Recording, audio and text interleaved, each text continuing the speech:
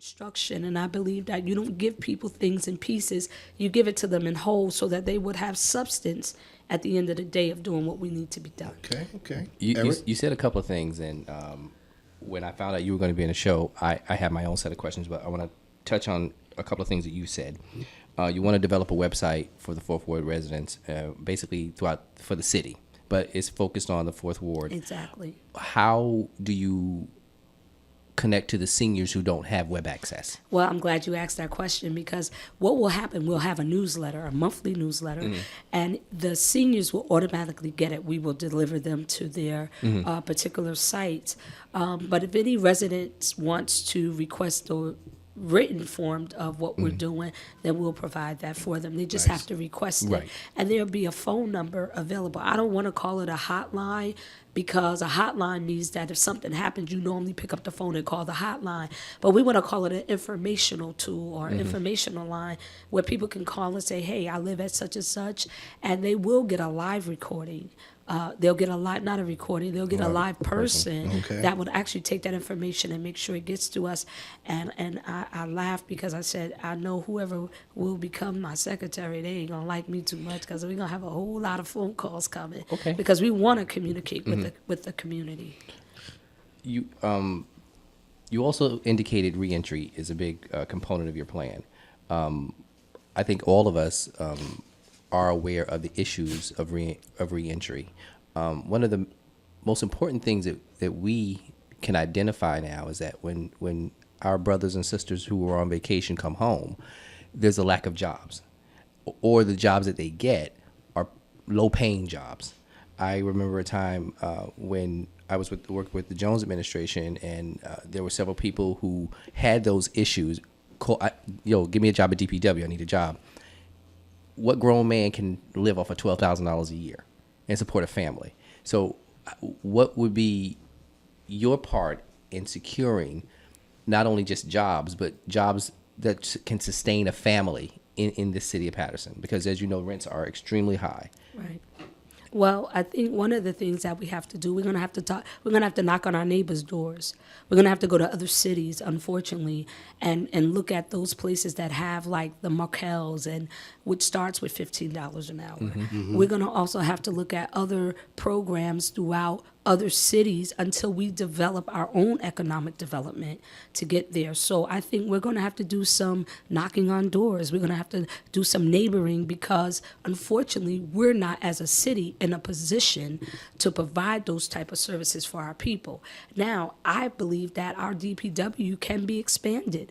When I look at cities such as Newark and Irvington, who does their own sanitation, it bothers me that we pay millions of dollars throughout the year to ask a contractor to come. Mr. Contractor, don't come for me, but I just have to tell it like how I feel, is that we need to develop a sanitation service right in our own city, so we can hire our own residents and give them $40,000 and $50,000 and still be able to recure money and save.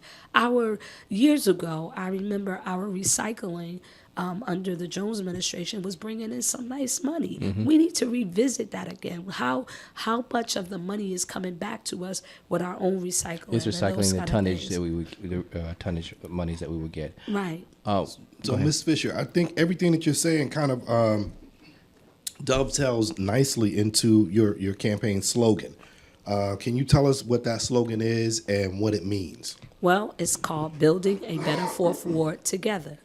When we talk about building, it means that it has to start someplace, and it has to have a blueprint to build. I'm always reminded of when I started thinking about this particular slogan, I thought about the very first set of Legos I received. And Legos to me are very, I was a little tomboy, okay?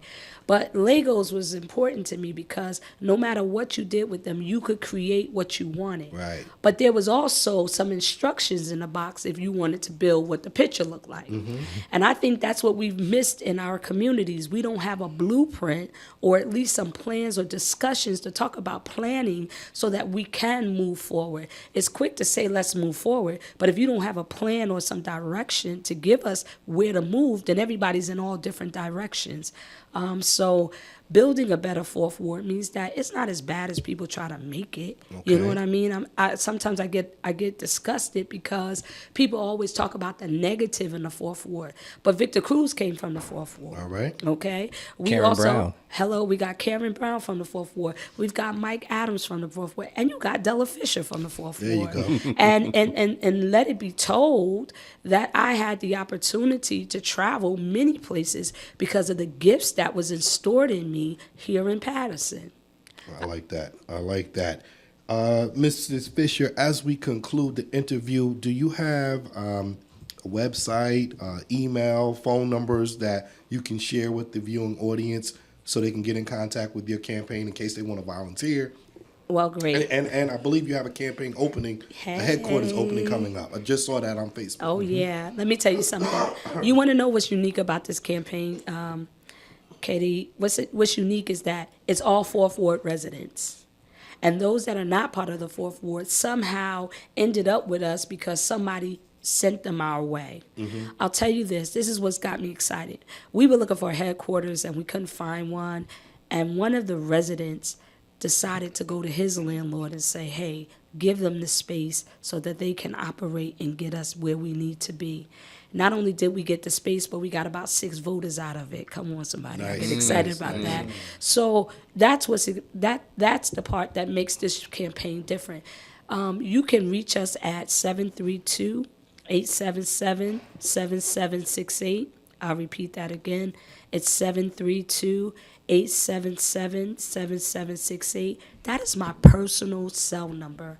Why am I giving out my cell number? Because that's how in touch I want to be with the residents. That tells you that if I don't pick up the phone, text me, because I will text you back.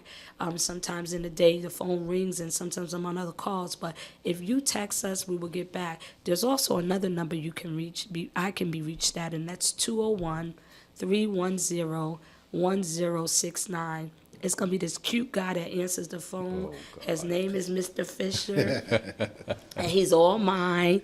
And we're working really hard together to make this happen. We're located at 558 East 18th Street, right on the corner of 12th Avenue and East 18th Street. 12th Avenue and East 18th Street.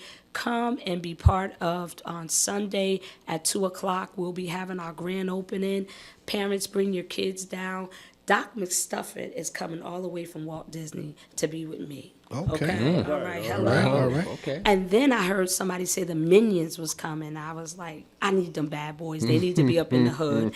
And so we're asking you to come. One of our special guests will be Dr. Bob Lee from WBLS. He will be coming through just to share his love. He is a great friend and a mentor to me and my daughter. So we look forward to everybody coming on Sunday. Nice.